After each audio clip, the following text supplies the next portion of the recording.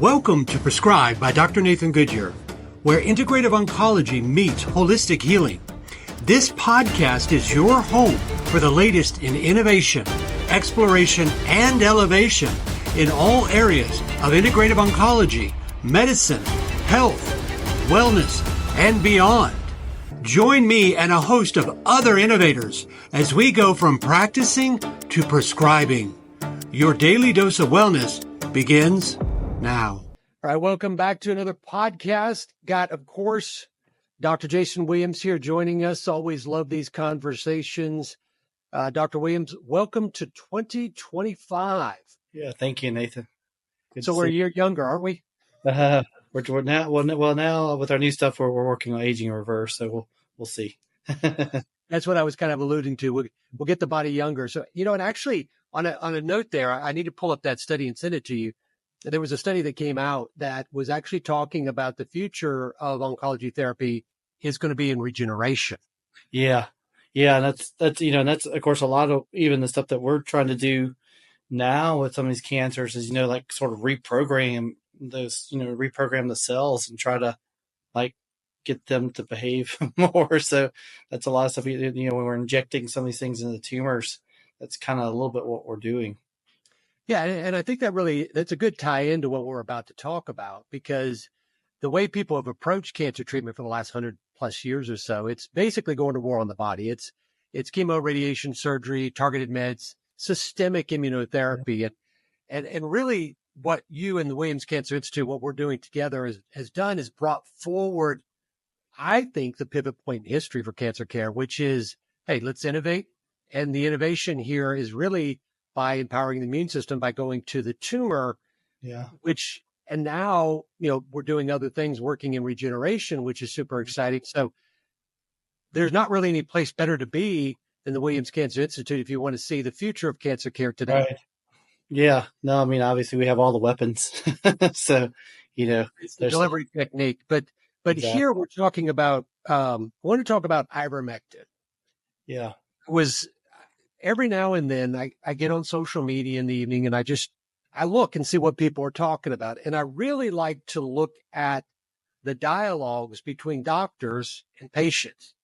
And it's really interesting because I think in many ways it shows the disconnect right now that doctors and patients have. Yeah. And I don't know if you're aware, Jason, there's this earlier in the fall New England Journal of Medicine article looking at the trust of patients in doctors and hospitals is really at an all-time low. Yeah. 40%. And it's truly startling. But looking at the dialogue between the doctors and patients, and I saw one last night, they were talking about ivermectin. Yeah. And I can see why patients don't have a trust in doctors, because the doctor was not speaking to them. He was speaking down to them. Yeah. And he was voicing information that was not accurate. Right. So you have experience with ivermectin. I have experience with ivermectin, but I think with patients, they're going to find that the innovation that you've applied to everything at the Williams Cancer Institute, it applies to ivermectin also. Yeah. And it really shows that, we're not just taking something that's arbitrarily out there. We're applying the science to deliver it in the best way. Yeah. Yeah. Ivermectin, I would say it's kind of coincidental. It started getting, interest in cancer and COVID sort of simultaneously, right? It was seemed like those two things were hitting both at the same time. So then you try to look at what's the similarities there between that, and what does ivermectin do that would be beneficial both in cancer and then also technically in COVID. So you obviously look at the immune response and what ivermectin does.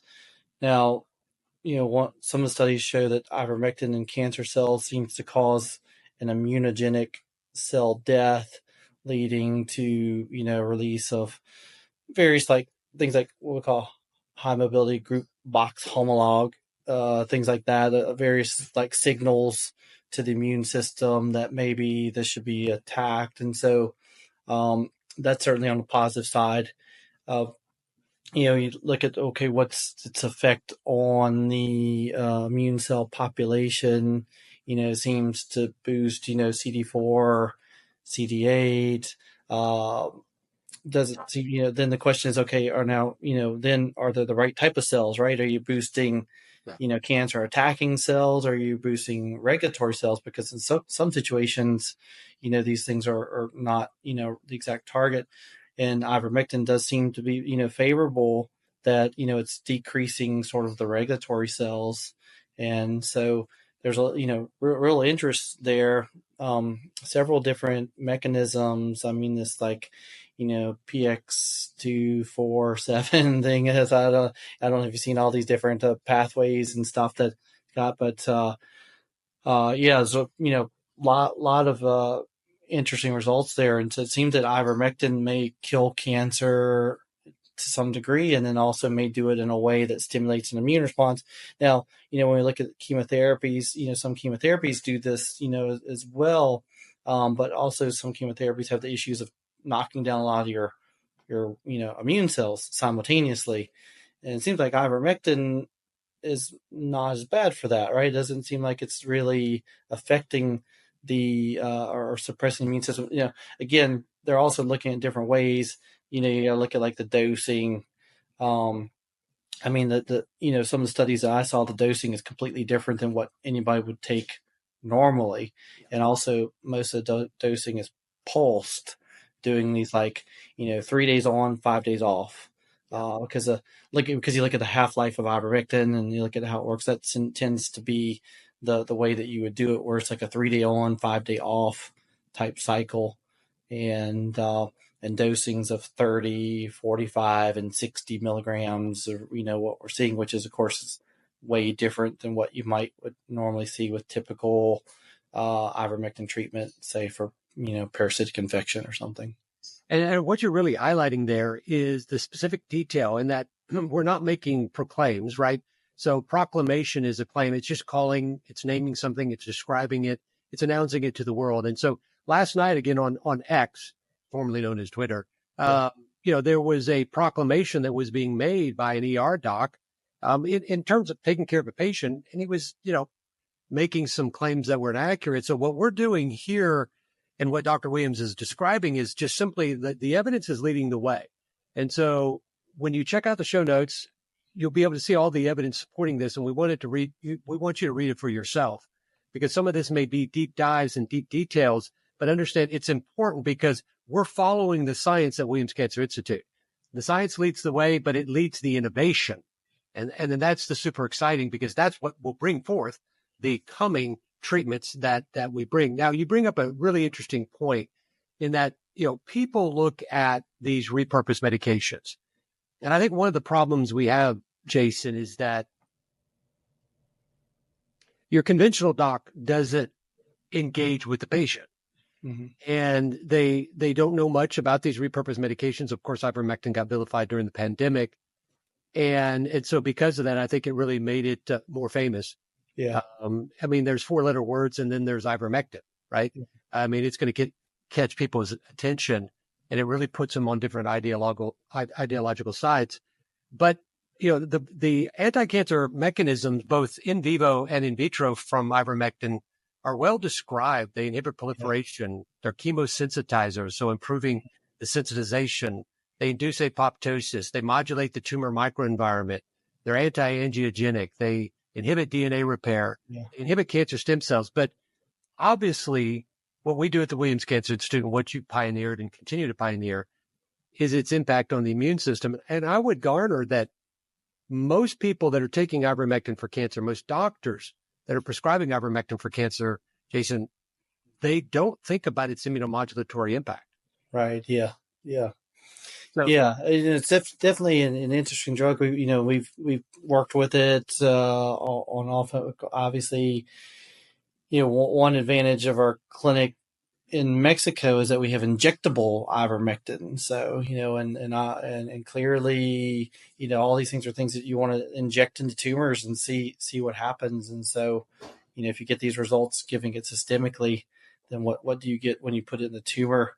And so by having an injectable form, is a nice way to look at that. And then, then you start looking at combination, injecting ivermectin injecting vitamin C, injecting, all these other immunotherapy agents. Obviously, the more and more things that you inject in the tumor, and you change that tumor microenvironment. And so, yeah, this is obviously the work that we're doing, and yeah, and ivermectin is definitely an interesting additional weapon to have that is cost effective, because a lot of our immunotherapies are super expensive. I mean, these if you use cytokines, or if you're using monoclonals, these things are very, very expensive. Whereas if you can achieve some results with some small molecules, you can help get good benefit with cost savings. So that's a nice added benefit there. And the precedents already exist when you look at systemic immunotherapy. When you look across all cancer types, the immune response, or excuse me, the response rate, and that's just any response that's positive, is somewhere around 15, 25%, depending on the cancer type. There's a very large meta-analysis that is about 15.68%. And so people go, wow, immunotherapy, it is so exciting, so cutting edge, and it's true, but yet its systemic to tumor approach is really minimal. Yeah. So what you pioneered then also was saying, well, let me take that and bring it to the tumor. Exactly. And so we really bypass a lot of the limitations of that systemic approach, right? Yeah. I mean, I think anybody, obviously if you're looking like standard of care, patient's going to get like, Keytruda, Opdivo, some, systemic PD-1. I mean, you really, to make that work better, you need to be trying to hit the tumor with some other things. It could be, as simple as, ivermectin, vitamin C, flu vaccines. I mean, all sorts of stuff. You can inject all sorts of things in the tumor to try to make that work better. That's going to work better than just giving the immunotherapy alone. So there's lots of ways that you can enhance this. Giving systemic immunotherapy by itself without injecting the tumor doesn't really make any sense.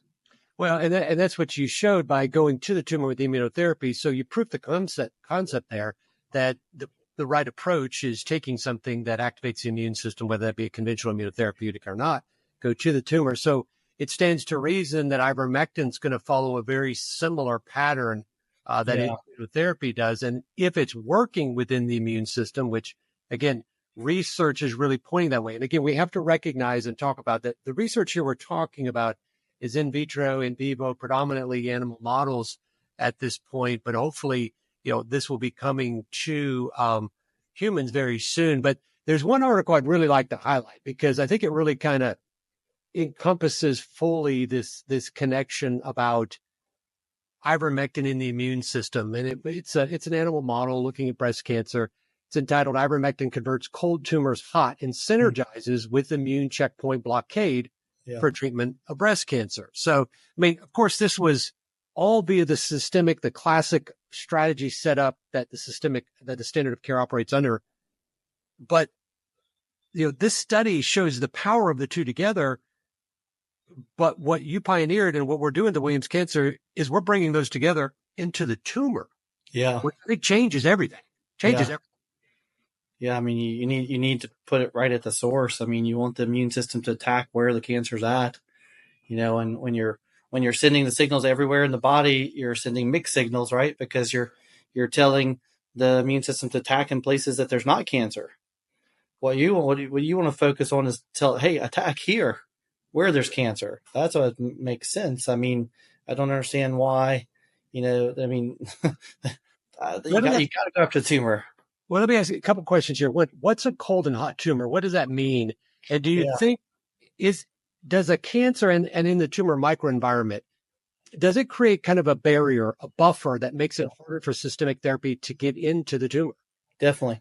And some tumors are so stealthy, they grow and they look like they're so much part of the body. The immune system doesn't see it. Nothing sees it. There's nothing trying to attack it. It's just completely, they're growing, but taking up its space or spreading, and the immune system not bothering at all. That's a complete, immune desert. I mean, there's, so what you need to do is try to alert the immune system and say, hey, this stuff is not normal. This shouldn't be growing. So you got to give it those signals. And that's various things. And, ivermectin can help. There's other innate immune signals that you would do to try to recruit those immune cells into the environment. You got to get the immune cells that they're looking at first. If you give PD-1 inhibitors and stuff like that, that's all T cell, that's late. That's not going to do anything if the immune system's not seeing it. So you first have to really prime the immune system to see the cancer and to want to attack it. And then those other drugs like the PD-1s can be effective. And that's why they see such low, results with those, because most cancers are not being infiltrated by immune cells. And so until you get that going, those PD-1s are useless. And you basically get it going by Yeah, bypassing the limitation and just going right into the tumor.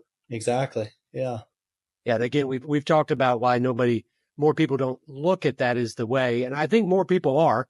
I mean, you're Yeah. starting to see a lot more interest in it. And, but once you innovate, I don't think you ever turn that innovation light switch off, do you? Yeah. Yeah. I mean, there's so many things you can inject in tumors. So it's just a matter of like, what are the right combinations to get in there to get the immune system really seeing it. And so that's what you have to do, with the patients is you hit them with various drugs and you keep putting those in the tumor and you try to get the immune cells, seeing the cancer. Then once you start getting the immune cells seeing the cancer, then you can push it more. And so, yeah, that's kind of the whole process to treat it. So cold tumor is a tumor that's not immunoresponsive, right? And a hot Right. tumor is a tumor that now becomes immunoresponsive. So basically, the title of this article in this animal study, it's saying that they're taking a non-immune responsive tumor, breast cancer model, and they're converting it now to one that the immune system will actually Yeah. activate against the tumor. Yeah.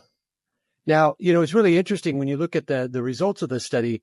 40% of the animals were the best survival outcome was in those that received the combination of the immune checkpoint inhibitor with ivermectin, and that 75% of the animals were long-term survivals in that group. And there's actually a beautiful graph there, and you'll see this in the show notes, where they did 4 groups. They did no treatment. They did ivermectin alone. They did the anti-PD-1, and then they did the ivermectin and the anti-PD-1. Now, what's interesting is in the mouse model, the ivermectin outperformed the anti-PD-1 alone. But Yeah. Wow. but Yeah. but it was the combination together Yeah. Sure. that blew everything away in terms of reducing tumor burden and tumor volume versus Yeah. each alone. Yeah. Yeah. Yeah. You got to get these tumors heated up first. That's a key. And so, And by um, heating up, you mean you're activating the immune system? yeah, exactly. Yeah. And so, and from our standpoint, the best way to do it, is putting a needle in tumor, doing pulse field ablation, injecting some drugs to attract the immune system, getting that going, getting the immune system kind of seeing it, and it's a process of, and it depends on the cancer. Sometimes it's quick, sometimes the immune system jumps on top of it, sometimes the immune system's sluggish, and you got to keep pushing and pushing. Depends on the cancer. Yeah, you bring up an interesting point. You talked about put a needle in it. I think there was a song on that. But you actually put a ring on it, but put a needle in it. Yeah, Yeah. got that wrong.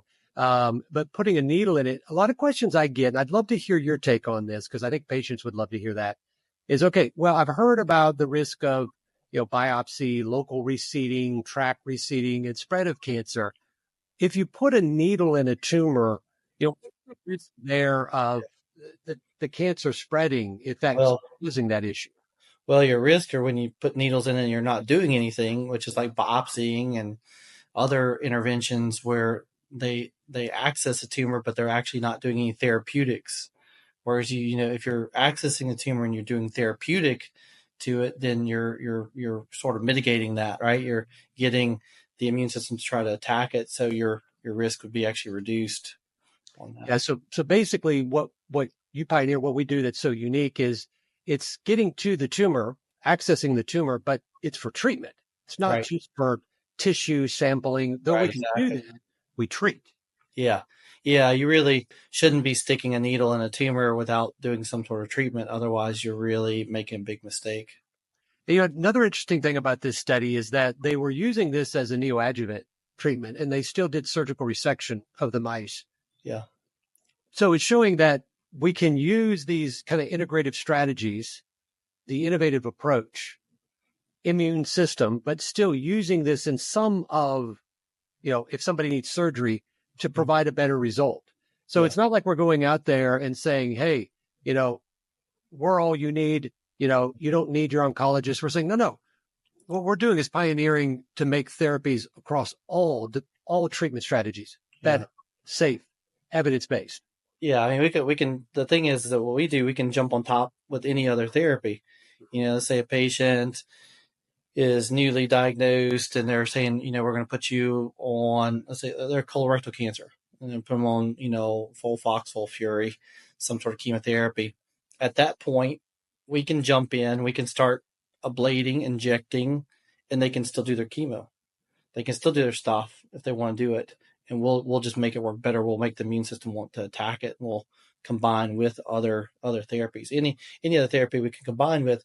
I mean, certainly there's certain situations maybe the standard therapy might impede what we're trying to do, but a lot of times, I mean, if the patients are like unsure, you can say, well, because everybody thinks, oh, it's this therapy, it's that, it's like but no, we can throw everything at it, jump right on top of it, and give it everything.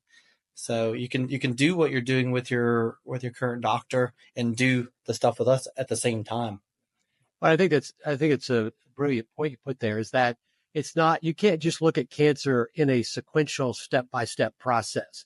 Yeah. If we do that, we're thinking basically in just a monolithic way, but cancer is almost kind of acting then in a quantum physics way. And so we need to think more like cancer, and the stacking of therapies, the integration of these therapies all together. And that's really, people think, well, you're injecting one thing into the tumor. You're doing one thing, and that's really not the case. No, we're doing many, many things. And so, yeah, I mean, the thing is that, if a person's getting treatment, we can make it better. It's like standard of care plus, right? So they get the standard of care, and we jump on top of it and make it better. Yeah, and that's what I love about this approach, the integrative approach, is because when you look at the different factions in medicine, you have conventional, you have holistic, you have natural, and nobody wants to work together. But I really think what you pioneered, again, about a decade, if not longer ago, and now what Williams Cancer, that I'm thrilled to be a part of as we move forward, I think we're building bridges. Yeah. And I think that's going to, first of all, I think what it's going to do, it's going to help patients. Yeah. You have said this over and over again. You do this because you want to help people. Right. I mean, and I think that says something about you as a person, that the goal here is to help patients, to help them live longer and high quality of life. Yeah. Yeah. We want to be able to treat this disease, and we want to be able to do it in a way that's very acceptable to the patients. We want them to, we want to try to get rid of their cancer. We want to try to do it in a way that they don't have to really suffer through significant difficulties in treatment, make it as easy as possible for them. That's the goal. I mean, I think that it's one thing to say, okay, we're going to cure cancer, and then you do it, but you destroyed lots of things, right? You may that's one issue, but we want to cure cancer, but leave the person the same, the way they were before, before they had cancer. And that's the real goal. And that's what we're trying to do. And I think that we can do that with the appropriate patients. If the patients come to us soon enough. And a lot of times the problems that we have is that, get patients that are heavily pretreated. I mean, we've done tons and tons of different rounds of chemo and everything else. And that's much harder. Now our job, now we're coming with a patient that's, exhausted lots of options, and we're coming in at the end, and that makes it much more challenging. And sometimes, sure, we can pull these people out, but we're in a much difficult situation than if we would catch them up front. You're starting to see, we talked about this when we talked about ablation, cryoablation, where they're basically ablating the whole tumor. And you talked about a missed opportunity. So check out that podcast. Yeah. There's deep dives there that we go into. But the whole goal here is to target the tumor locally, activate the immune system, so that then it provides a systemic approach, but also a lifelong approach. Mm-hmm. So this study here, your name's not in there, but I think they should have consulted you for it, because it's really interesting what they found. So once they got a cure in these mice, the surviving treated mice, they then re-challenged them with cancer cells. So they implanted them into the mammary fat pads. Mm-hmm. And that they found that the majority of those that had the ivermectin plus Yeah. the immune checkpoint inhibiting therapy. They didn't develop new tumors. So Right. it was providing tumor specific, long lasting immunity. Yeah. That's what we do, is it not? Yeah, exactly. Yeah. Yeah. I mean, I think our overall thing is, creating the immune response against cancer that's long-term durable, and also overall in general, trying to make the patient healthier, because like obviously they got cancer for a reason. As probably were some issues going on, and we try to fix that. And so we want to get rid of the patient's cancer, but also simultaneously make the person a healthier person. And provide, long lasting immunity, because everybody wants remission. Yeah. 1 year, 5 years. But I mean, we're after decades where it's not remission, but it's what? Cure at that point. Yeah, exactly. Yeah. I mean, these are, with immunotherapy, cures are possible, right? And for advanced cancers, which, normally would not be the case. And certainly with chemotherapy is not the case. You mentioned about T effector cells versus T regulating cells, because it's what immune cells they are, and what are they doing to that environment. So, when we look at, particularly, there's, myeloid-derived suppressing cells, T regulating cells, they create an immunosuppressive environment there. So it makes it very hard for the immune system to act. But ivermectin really seems to go in there and provide a tilt, a balance. Yeah. It suppresses myeloid-derived suppressive cells, and then it shifts that T effector, T regulating cell. And I think people think from a cancer perspective, Jason, they think of this kind of ball of cells isolated from the body, but that's not the way it exists. So if you could really try to paint a picture of how this ivermectin, not systemically here, intratumorally, how does this change the environment and really the dialogue between the immune cells that are there, and the cancer? Yeah.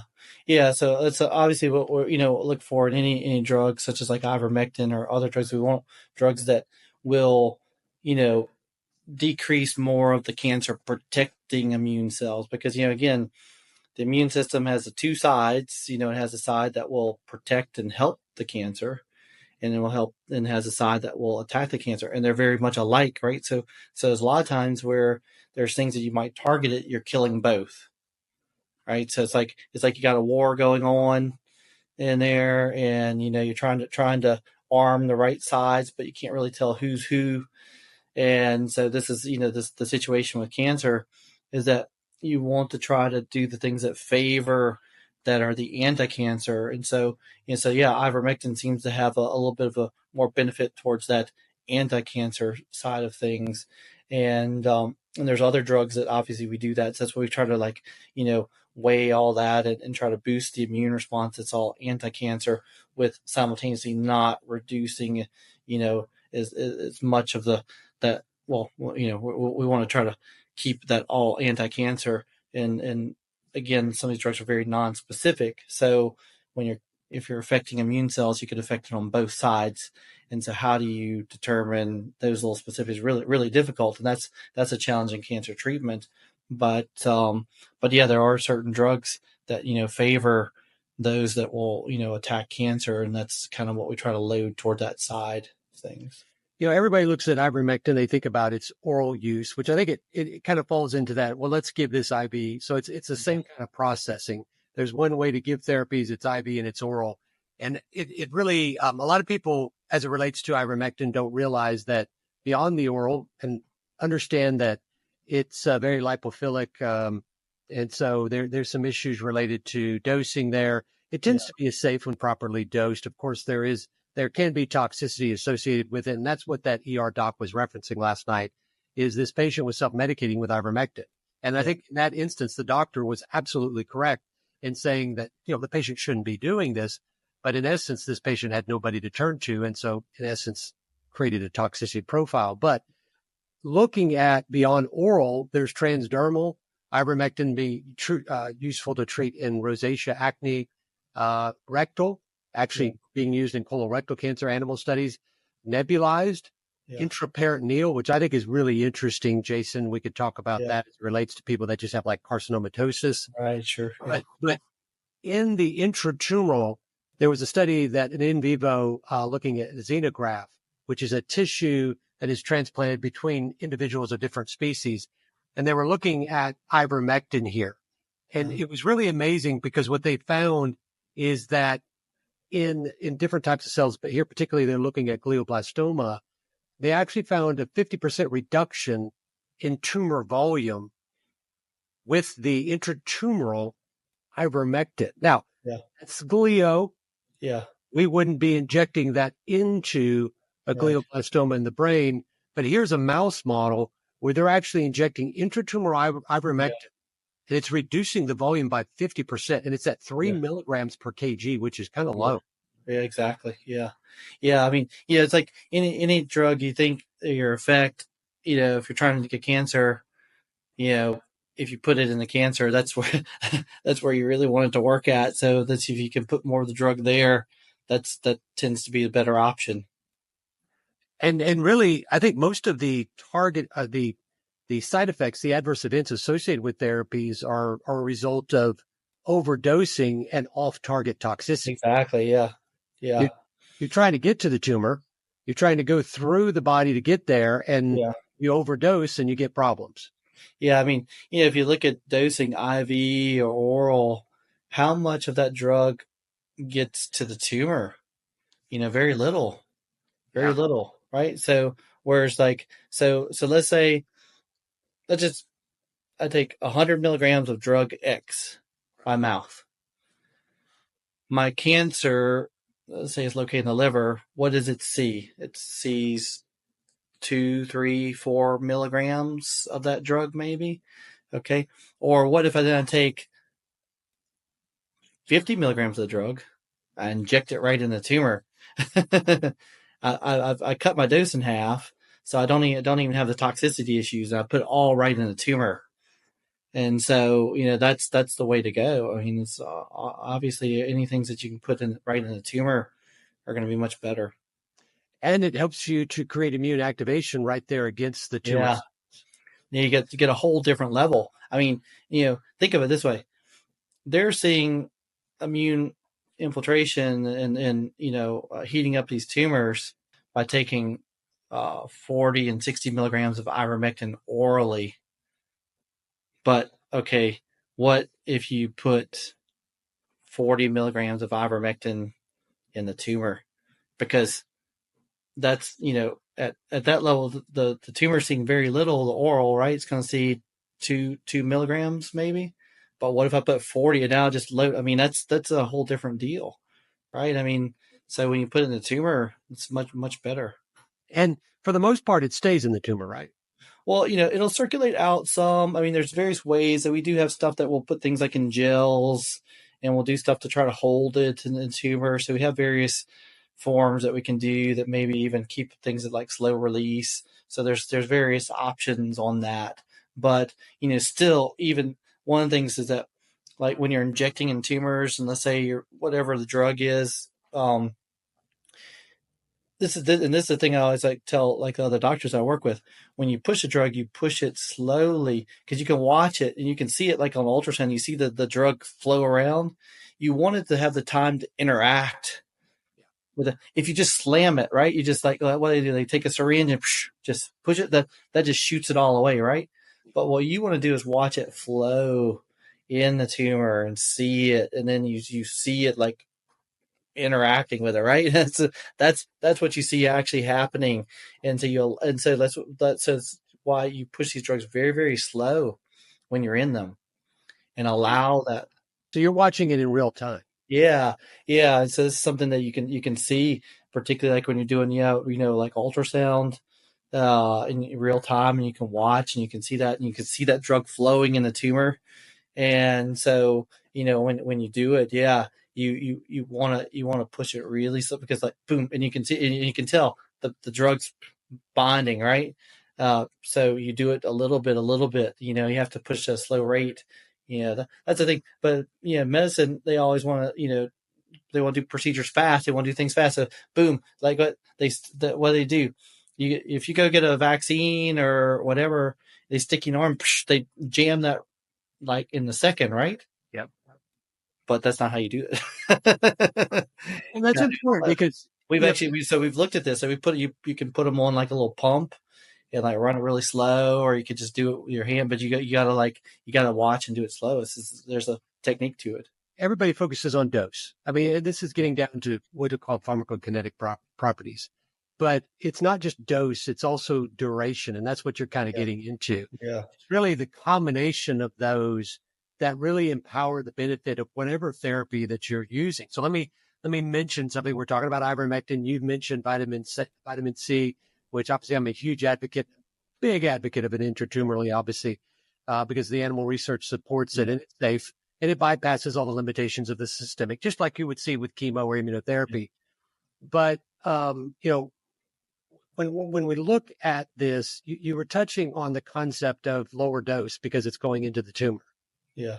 And this animal model really says that without saying it, because they followed for 10 to 42 days of treatment, oral, intraperitoneal, and intratumoral. The most common was the intraperitoneal, but the median dose in the mice, they're going to be much higher dosing, was at 2.4 to 40 milligrams per kilogram, which was equivalent to 0.4 milligrams per kilograms in humans. Mm-hmm. So looking across different delivery methods here, but most of it was intraperitoneal, Yeah. but it was a lower dose. Yeah. And when you actually look at where the literature suggests, I believe, in terms of treating cancer, yes, in that pulsatile approach, as you mentioned, it's 0.2 to 0.4 milligrams per kg. Mm-hmm. Yeah. And this study is showing it in mice, but they're extrapolating that to a human equivalent dose. But it ties into what you said. Oral, there's one dose. Yeah. Intratumoral, there's a significantly lower dose. Yeah. We're taking it right to the point of action. Exactly. Yeah. But it's not just the thing. You're injecting other things with it. That's why it allows you to use these combinations. So then you start looking like at your monoclonals, which are real heavy hitters on like T cells and other stuff like that. Drugs like, well, I mean, you obviously got your things like a CD40 agonist, inject that right into the tumor. You've got, look at like your checkpoints, PD1, LAG3, things like that, B7H3, all those as well. But, you can cut your dosing down. I can never give the patient the systemic dose of all those things, but I can give them, a mild dose of all of them together. So then that's what we start seeing in concert, where what we're doing is we're injecting the patients with all these different things, like, anti-CTLA4, CD40, CD47, all, hitting all these different targets all together simultaneously in the tumor to make the immune response happen. Yeah, you mentioned systemic dose, but how much, and you've already touched on, how much of that systemic dose actually gets to the tumor? Not just gets to the tumor, right. Gets to the tumors, because in so many cases, our patients, they have a large tumor burden that's wide distributed throughout the body, but it's about actually saturating the tumors. Yeah. Yeah. And so you're really bypassing every limitation that there's an issue. And so many people, and at least that conversation last night, they were talking about toxicity because this gentleman had come in and he was unconscious because of his self-medication of ivermectin. But it's really interesting. He quoted a wrong dose. He said toxicity can occur at 30 to 40 milligrams. He wasn't talking about kg. And there's not evidence for that, because when you look at the human equivalent dose of the lethal dose 50 in mice, it's 2.02 milligrams per kg, meaning take your weight. So for a 200-pound man, that's going to give you a toxic dose of about 182 milligrams. Yeah. And for a 171-pound female, which this is average in the U.S., it's 155 milligrams. And this needs to be taken on a repeated basis. Right. So you're talking about, no, we lower the dose, we target the tumor, and it's pulsatile. Yeah. So the toxicity is, I guess toxicity is always there no matter what treatment is there, but you're taking the risk way down. Yeah, your toxicity from the drugs really goes down, where you run into issues is just the immune response against the cancer at that point. And so that's a different type of toxicity where now your immune system is attacking cancer. So you want to get it attacking the cancer, but you do want to get it somewhat controlled, because depending on the patient's tumor volume, right? If a patient has a lot of cancer, then you want the immune system to attack it, but you don't want to necessarily kill it all today. You want it to do a little bit. So you got to do it as a process. If a person has a little bit of cancer, that's a different story. you could really get the immune system after that, and the body will handle it. But a patient with a larger load, you've got to be more cautious, and because you don't want the immune system to just overly aggressively attack all the cancer at once. That will be a shock to the person. So yeah, so that's a challenge of trying to get the immune system after it, but not too much. And again, a lot of it depends on the amount of cancer the person has. The more cancer the person has, the worse it is. I mean, you give me somebody with very little cancer, that's much easier. In fact, we love to see all patients, but we know those patients are going to do very, very well because in most cases, their immune system's fully function. They've not had the damage of all the sequelae associated with treatment. But one of the interesting things that's really got me intrigued here, because a lot of what we'll see when you look at many different cancer types is where they get this peritoneal carcinomatosis, where there's just cancer all over the abdomen and the pelvis. It's everywhere. Right. But there's not maybe a big dominant mass. So it's just pebbles everywhere. And it makes it very difficult to treat. Most of these mice and rat studies, and they've done rabbits, they've done monkeys, they've done dogs, is that they've done it intraperitoneal. And I find that really interesting because in some of our patients, you've mentioned actually that there were no direct tumors, so you just injected the intratumoral immunotherapy into the peritoneum. Right. We do that. Because there was not anything to ablate. Yeah. But from a conventional standpoint, they will actually inject chemo, will they not? Yeah, you can. They will inject chemo with heat. Mm-hmm. I bet. So really, I wonder if ivermectin could be used, obviously, for intraperitoneal carcinomatosis in conjunction with immunotherapy, but maybe even chemotherapy. Yeah. Yeah. Well, lots of options. Yeah, when you have intraperitoneal disease, the peritoneum has a different immune environment. That's one of the things that you always look at, like in these cancers, like where if a tumor is located in the liver versus the lung, those are different immune environments. And the peritoneum is a environment where the immune system's a little bit more lax, right? Because like that is where a lot of the blood flow, like when you're draining from intestines and stuff, goes in there, and it's kind of designed to not attack everything that you eat. So it lets things, it's a little more permissive, and that's why cancer can exploit that. And so we've looked at various drugs. It turns out to be there's this plasminogen activator inhibitor number 1, SX682, that works really well in that environment. I mean, there's like certain immune things that you do that depending on where you're targeting. But yeah, that's certainly an issue. So, did you ever see yourself innovating like this when you decided you wanted to do radiology? Not just that you're targeting the tumor, but you're really targeting with repurposed medications by repurposing their delivery. Yeah.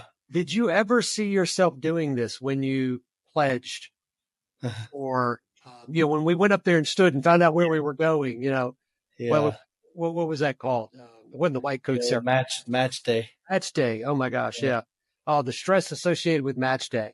Yeah. Did you ever see yourself doing this then? Yeah, I don't. I mean, I guess I did and I didn't. I mean, I was kind of trying to go this way. Obviously, I really wanted to work in cancer. Really wanted to try to find cure for cancer. Certainly, had seen lots of things I thought were promising and thought that could work in that direction. I think things have been obviously a little bit different than I ever expected it would be, but yeah, and definitely we're having to look at these a lot more complex combinations, but yeah, you really do need to be able to deliver your therapies to your targets. I mean, if you're wanting to treat an area, and so that's why interventional radiology is so great, because we have the ability to access specific areas and treat that spot, not necessarily the whole body, because things in the body do differently, right? I mean, if you got some in the lung versus the liver, that's not the same, right? So you want to put it in the spot. So and we talked about a little bit about intraperitoneal, just injection of the immunotherapeutics here, ivermectin. I know conventional does chemo under heat, IVAC it's called, and so they inject that into the peritoneum, peritoneal cavity, excuse me. But what you're doing here is you're bringing the delivery to the body, but to the tumor. Yeah. And you're providing the means to two things happen: target the tumor and heal the body. Mm-hmm. And I don't think medicine has done that well. And I don't even think that those two are possible. Yeah. But I've been working with the team now for it's amazing, about 9 months.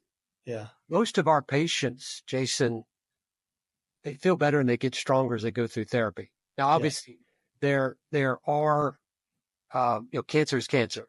So there are times where the body just struggles and the person struggles. But most of our patients, I find, they get stronger through the treatment, because I think a lot of it's because you're taking the fight to the tumor and you're providing lower doses, Yeah.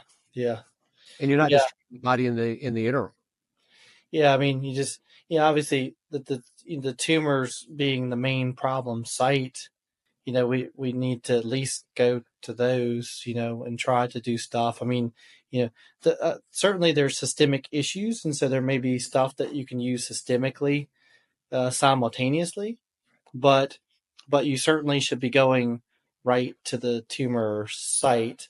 I mean, I think otherwise it's kind of silly. I mean, imagine like you broke your leg and the orthopedic surgeon say, well, I got some bone strengthening stuff that you can take by mouth. Uh, Ah, we're not gonna touch the leg, right? Is like weight bearing exercise. Here we go. Here we go. like that's the same concept, right? You just like It's ignoring the direct problem. That's a good. That is a good comparison.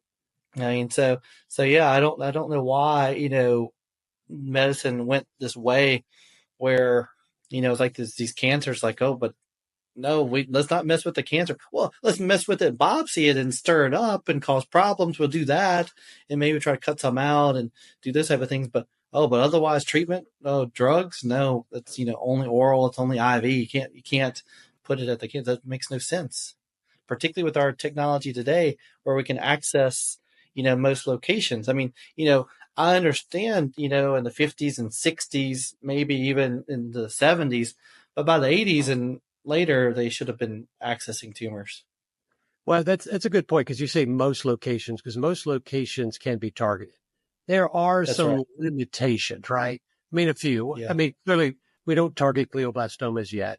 Yeah. Though I think you've talked about Well, we do a little bit. We're doing some dog studies right now. We're targeting directly, and we're actually seeing some good results in that. And so we are actually getting to where we'll be targeting directly in the brain as well for in the future for cancers. that's going to be, because I think you've told me those results are really, really positive.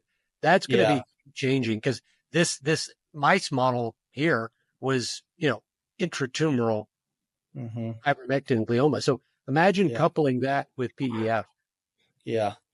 Yeah. I think in the future in the brain tumors, we'll be doing the same. We'll be going in with like a fine needle right into the tumor, injecting a little bit of drug into the tumor. Yeah, obviously the issue there is the inflammation, the The edema swelling, within. right? You have to Yeah, do it lightly. yeah. Yeah. So you have to be a slow, steady approach. So Right. basically, innovation of the Williams Cancer Institute's not just about intratumoral ablation, but it's not just about targeting tumor, not just about intratumoral ablation. It's not just about intratumoral immunotherapy. It's about the combination. It's about the precision, the right treatment for the right patient at the right time. But it's even about bringing in natural and integrative strategies like vitamin C and a repurposed medication like ivermectin. But it's following the evidence to bring the combination, to stack the therapies together, to take it right to the tumor, to empower Hmm. the immune system to do its job. So it's Yeah. not just a drug, it's not just an ablative technique, but it's about bringing it all together. And it's about never stop following the science and never stop innovating. Yeah. Yeah. I think, that's just, I can't say it loud enough. I can't say it strong enough. That's what the Williams Cancer Institute does. Yeah. The Yeah. future, you don't have to wait for it. It's here. Yeah.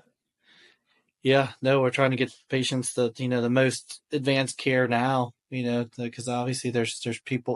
We have the ability, we have the technology. We can do this. This is not the stuff that we talk about. To most people, it sounds like science fiction, but it's not. I mean, we're doing it. We're doing it now. Oh, it's definitely science. You check out the show notes. That's where you'll find all the science supporting this conversation. Jason, thanks again for joining me. Great conversation as always. If you want to find out more information, you can find us at williamscancerinstitute.com. Jason, where else can they find you? Can they find us? Gosh, I don't know. I guess, well, obviously, williamscancerinstitute.com. Obviously got my book, The Immunotherapy Revolution. If they don't know that, they should check that out. I'm sure we have a ton of social media and other stuff, but out there. We're all of social media, LinkedIn, Facebook, Instagram. You'll find us there. There's a great team that works there. Again, always great to talk to you, Jason. Look forward to seeing you again soon. Have a great weekend. Thank you. Appreciate it. Thanks for joining us on this episode of the Prescribe Podcast. All references supporting this episode can be found on the prescribe.com website. That's pre-scribe.com. To get your next dose of medical innovation, make sure you subscribe to Prescribe. We'll see you for your next refill.